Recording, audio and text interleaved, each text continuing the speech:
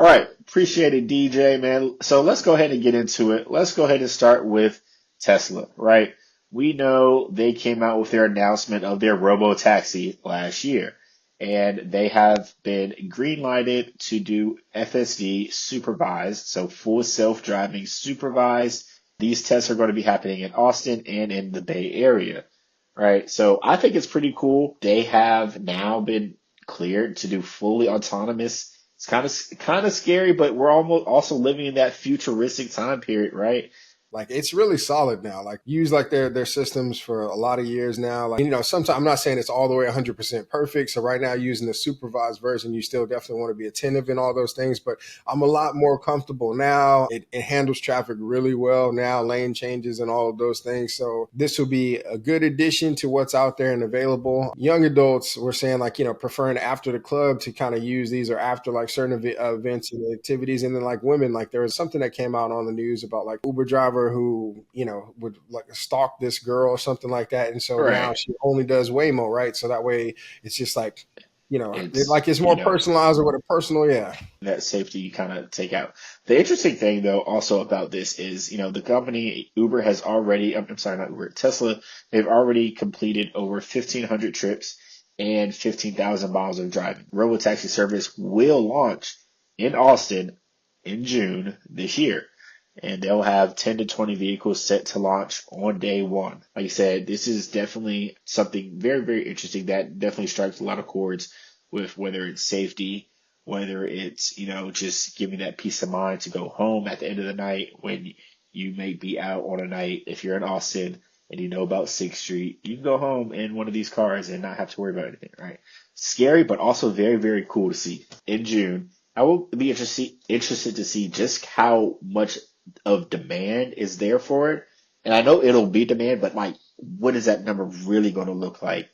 And if you know Austin, the traffic is terrible, right? So how much of chaos will this take out of some of the logistics that they have? So I know the testing, they'll probably hopefully iron out some of those kinks, but you never really, you always have problems when you go live day one, right? I mean, well, the testing is when it goes live, is Oh, it you going to mean be, like just I when it don't, goes live in general? yeah, I'm Yeah, just they talking did about say once June Austin. They comes. said I think it'll be fine. Like I've seen them drive in Austin and in other places, whatever, where it's heavy traffic. Usually, the only thing that worries me is like if there's construction or something that's different. But even lately, I've seen it some improvements in there when it comes to the technology. Also, we could probably talk about Uber and Volkswagen, so their partnership. And it was interesting when this information kind of came out, and they have a partnership to launch a long term like autonomous vision that they have for the ID Buzz. So the ID Buzz is kind of their newest EV to hit the market and based off of their older vehicle. I think that one really looks nice. The range isn't as much as I would like it, but essentially the partnership between Uber, so Uber can leverage that vehicle on its platform, and they kind of work together. Elon Musk releasing just giving some of the, morsels and say, hey, I want you guys and these car makers to catch up because I feel like Tesla has been so far ahead for a long time and that they're going to continue to be so far ahead. But yeah, I agree with you. Like I think here in the States, definitely when it comes to EVs, Tesla's been miles and miles ahead of the competition, and then definitely with tech like full self driving and all of those things, like just miles ahead of the competition. It'll be interesting to see, but even like you said, the 10-year plan that they have, I think it'd be cool just to see how it slates out. Hopefully they can be sped up. But yeah, I think The testing of the ID Buzz it's going to begin late 2025, it looks like. And then the plan is to offer the rides on the Uber platform in 2026. So basically in 2026, it'll be available like to where you can kind of hail an ID Buzz vehicle on the platform. Now, don't get me wrong. I mean, the ID Buzz, if you guys haven't seen it, like there's a lot of videos that are out there to kind of show the insides, or if you may be an owner of one, but they're nice. I mean, the execution that they did on them, they have a lot of room, spacious and all of those things. So it's really cool. And I think, for Volkswagen, it also gets that brand out there and shows people their vehicle. I just wish that they would have did a little better on the range on that vehicle because like it had a lot going for it. But I think comments will definitely correct me if I'm wrong, but I want to say it gets like 250 miles of range, which is it's fine. Like if you're not really going to commute that long, but I mean, like, I don't know. I just think today's in today's game, like if you want to try to get above 300 as much as possible, at least, and you have Yeah. a Silverado that's 460 miles, and that's a huge truck, right? I mean, even